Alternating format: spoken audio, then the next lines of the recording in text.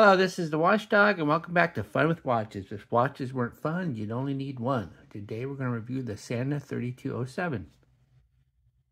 Let's start out with the wrist check. I'm wearing my Casio G-Shock GD350, and Greg was wearing my Addy's Dive MY-H3-C. Grogu said that Ben Solo was feeling lonely and decided to adopt a Sarlacc as a pet. He's been capturing womp rats and feeding them to his Sarlacc, which he named Pity. When he ran out of womp rats, he asked the lunch lady if he could have the table scraps. She said, "Now why would you want table scraps for Pity's sake?" Ben Solo said, "Exactly." Alright, let's take a look at the watch. The watch did not come in a box. And all it came with was a hang tag. And I don't know where the hang tag is. I don't really care.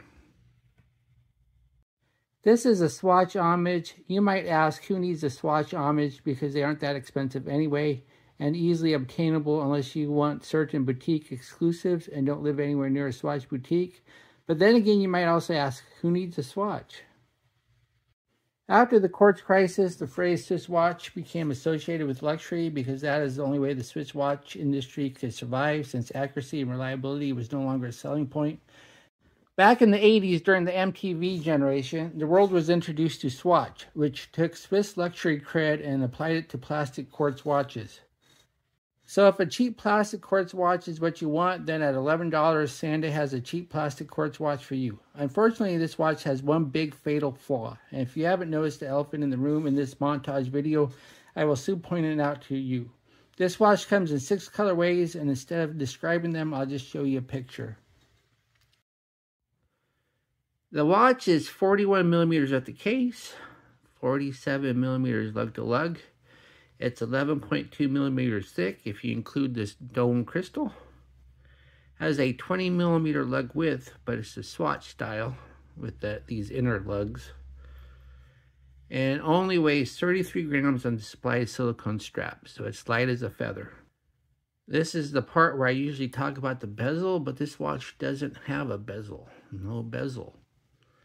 And then we have the dial. The dial has no minute markers, but it has these orange indices.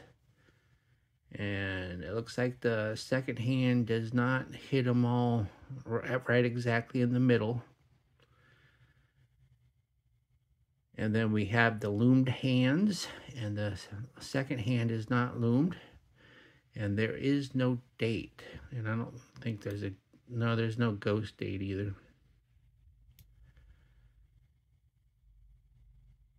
And then we have the elephant in the room. We have a sticker in the middle that looks like an automatic movement, but it's just a sticker.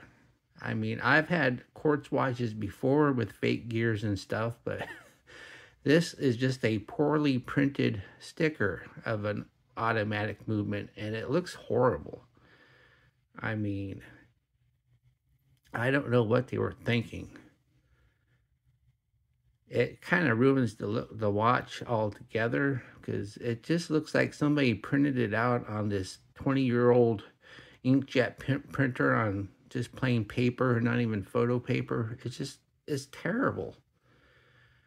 And then you have the name Sanda up top on the sticker, and then it says water resistant 5 ATM. So you get 50 meters, which is more than 30. But it's so small you can barely see it. And I don't think I can even see it without a loupe, because my eyes are getting bad. Then we have the unsigned crown, and it's tiny, really small. And watch this. You pull it out, and the watch keeps ticking. So you're thinking, oh, it doesn't hack. But then if you pull hard enough, it stops. So I don't know if that's an issue with the movement or how they put it together, but you just gotta pull really hard to hack the movement. Plus the crown is tiny, so adjusting the hands is kind of a pain. And then we have the crystal. I like the crystal. It's this dome acrylic. It just has kind of a nice look to it. And even though it's single dome, we don't really see a lot of distortion. So, because, I mean, it's not really dome so much as it is a box. So I guess that's why you don't see the distortion. And then we have the case. Case is plastic. I don't know if it's bioceramic. I don't know what the difference is. I know plastic is made of petroleum and resin is made of vegetable oil. So I would assume bioceramic is a vegetable oil based. And then we have the case back. The case back is more like a digital watch, and it's just got the 4 Phillips screws. And it says stainless steel back, water resistance 5 ATM, and model number 3207. And I don't know what the movement is. The ad says it's Japanese, so it's probably just a cheap Miyota. I forgot to check out the crown action. When you go to set it, do we get the annoying minute hand jump? Oh, yep, it jumped. Let's try it one more time. And this time I'll try holding it. All right, I held the crown and it didn't jump, so you just got to hold it. Then we have the strap. Strap is silicone. I like the strap. I mean, even though it's silicone, it doesn't have that really slick feel.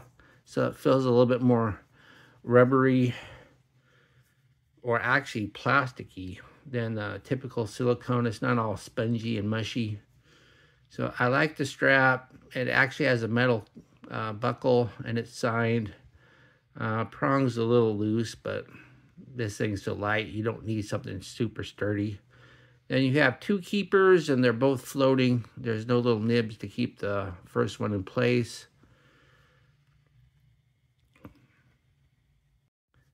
Here's the watch and my 7.5-inch wrist.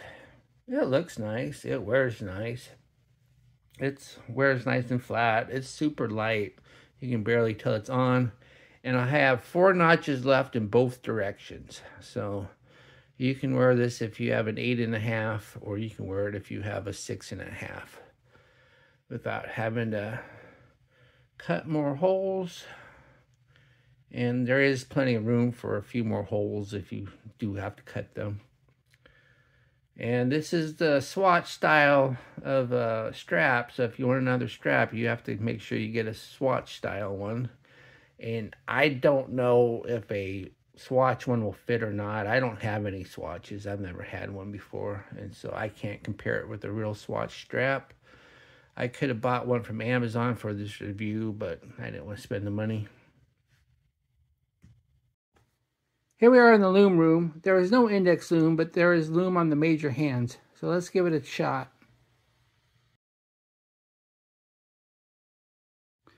As we speed up the time, we see that the Lume is surprisingly pretty good for an $11 watch. It starts out with a good glow and has some legs to it. It is too bad that only the hands are Lume, but you'll be able to see them in the dark.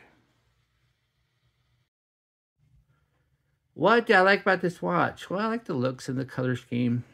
It wears nice and it's comfortable. I like this crystal.